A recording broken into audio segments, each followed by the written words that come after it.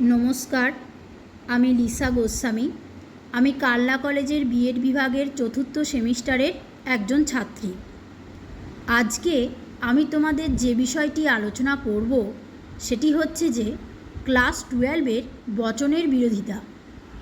তো বচনের বিরোধিতা জানবার আগে আমরা প্রথমেই জানব যে বচন কাকে বলে। না, ভাষায় ব্যক্ত অবধারণকে বচন বলে। বচন 4 প্রকার। একটা হচ্ছে সামান্য সদর্থক এ বচন, ই বচন, সামান্য নঅর্থক আই বচন, বিশেষ সদর্থক আর ও বচন মানে হচ্ছে বিশেষ নঅর্থক। এরপরেই আমরা আসব যে বচনেরই একটা অংশ বচনের বিরোধিতা। দুটি নিরপেক্ষ বচনের একই উদ্দেশ্য এবং একই বিধেয় থাকা সত্ত্বেও শুধু গুণ পরিমাণ বা গুণ ও পরিমাণ উভয় দিক থেকে যদি দুটির মধ্যে পার্থক্য থাকে তাহলে বচন দুটির পারস্পরিক সম্বন্ধকে বচনের বিরোধিতা বলে।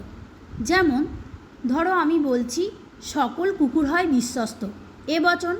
আবার ই বচনে বলছি কোনো কুকুর নয় বিশ্বস্ত। এই দুটি বচনের উদ্দেশ্য বিধেয় একই। কীরকম উদ্দেশ্য বিধেয়? দেখো, কুকুর হচ্ছে উদ্দেশ্যপদ আর বিধেয় হচ্ছে বিশ্বস্ত। আবার এখানে কুকুর ই বচনে, আবার বিশ্বস্ত হচ্ছে বিধেয়পদ একই, কিন্তু এদের মধ্যে দেখো গুণগত পার্থক্য আছে। কুকুর বিশ্বস্ত একবার বলছি, আবার বলছি কুকুর নয় বিশ্বস্ত, তাই এদের মধ্যে গুণগত পার্থক্য থাকছে। তাই এদের মধ্যে সম্বন্ধ হচ্ছে বিরোধিতার সম্বন্ধ। এরপরে দেখো বিরোধিতা হচ্ছে 4 প্রকার। বচনের বিরোধিতা 4 প্রকার: বিপরীত বিরোধিতা, কন্ট্রারি অপোজিশন, অধীন বিপরীত বিরোধিতা, সাব কন্ট্রারি অপোজিশন, বিরুদ্ধ বিরোধিতা, কন্ট্রাডিক্টরি অপোজিশন আর অসম বিরোধিতা, সাব অল্টার্ন অপোজিশন। এরপরে তোমরা দেখতে পাচ্ছ একটা ছবি, একটা চতুষ্কোণ, বিরোধিতার সাধারণ চতুষ্কোণ। একটা দেখো ছকের মাধ্যমে আমরা দেখিয়েছি। এ আর ই বচনের মধ্যে দেখো সম্বন্ধ হচ্ছে বিপরীত বিরোধিতার সম্বন্ধ রয়েছে। আবার দেখো অধীন বিপরীত বিরোধিতার সম্বন্ধ রয়েছে আই এবং ও বচনের মধ্যে। বিরুদ্ধ বিরোধিতার সম্বন্ধ রয়েছে এ এবং ও আর ই এবং আই বচনের মধ্যে। আবার দেখো অসম বিরোধিতার সম্বন্ধ রয়েছে এ এবং আই আর ই এবং ও বচনের মধ্যে। এরপরে দেখো আমরা প্রথমে আসছি যে বিপরীত বিরোধিতা, কন্ট্রারি অপোজিশন। এই বিপরীত বিরোধিতা কী?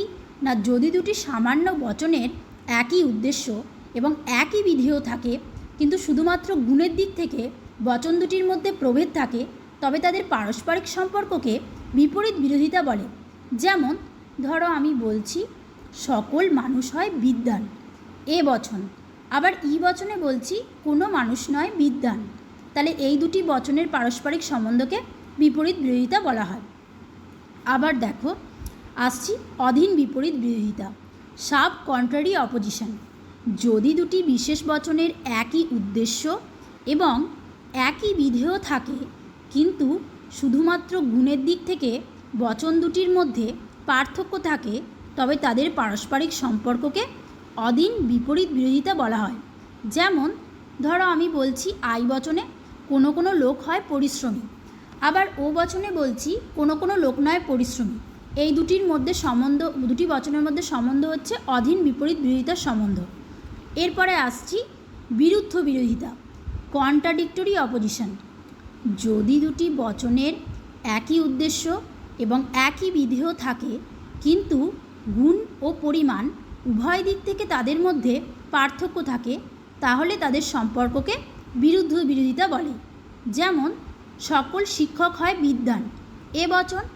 আবার দেখো বলছি কোনো কোনো শিক্ষক নয় বিদ্বান, ও বচন। আবার ই বচনে বলছি কোনো মানুষ নয় পূর্ণ, আবার আই বচনে কোনো কোনো মানুষ হয় পূর্ণ। এই তাহলে দেখো এ আর ও বচনের মধ্যে বিরুদ্ধ বিরোধিতার সম্বন্ধ হচ্ছে, আবার ই এবং আই বচনের মধ্যে বিরুদ্ধ বিরোধিতার সম্বন্ধ হচ্ছে। এরপরে আসছি অসম বিরোধিতা, সাব অল্টার্ন অপোজিশন। যদি দুটি বচনের উদ্দেশ্য, বিধেয় এবং গুণ একই হয় কিন্তু শুধুমাত্র পরিমাণের দিক থেকে যদি তাদের পার্থক্য থাকে তাহলে তাদের পারস্পরিক সম্পর্ককে বলা হয় অসম বিরোধিতা। যেমন এ বচনে দেখো বলছি সকল কবি হয় কল্পনাপ্রবণ, আবার আই বচনে বলছি কোনো কোনো কবি হয় কল্পনাপ্রবণ। আবার দেখো ই বচনে হচ্ছে কি কোনো মানুষ নয় অমর, ও বচনে কোনো কোনো মানুষ নয় অমর। তাহলে এ আর আই বচনের মধ্যে হচ্ছে অসম বিরোধিতার সম্বন্ধ, আবার ই এবং ও বচনের মধ্যে হচ্ছে অসম বিরোধিতার সম্বন্ধ। এরপরে দেখো আমরা যেটা জানবো সেটা হচ্ছে অ্যারিস্টটলের বিরোধ চতুষ্কোণ। অ্যারিস্টটল দু প্রকার বিরোধিতাকে স্বীকার করেছেন, একটা হচ্ছে বিপরীত বিরোধিতা আর একটা হচ্ছে বিরুদ্ধ বিরোধিতা।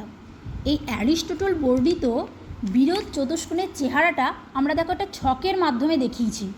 দেখো এখানে তোমরা দেখতে পাচ্ছ যে এ আর ও বচনের মধ্যে হচ্ছে কি বিরুদ্ধ বিরোধিতার সম্বন্ধ, আবার এ আর ই বচনের মধ্যে কি হচ্ছে না বিপরীত বিরোধিতার সম্বন্ধ, আবার আই আর ই বচনের মধ্যে হচ্ছে বিরুদ্ধ বিরোধিতার সম্বন্ধ।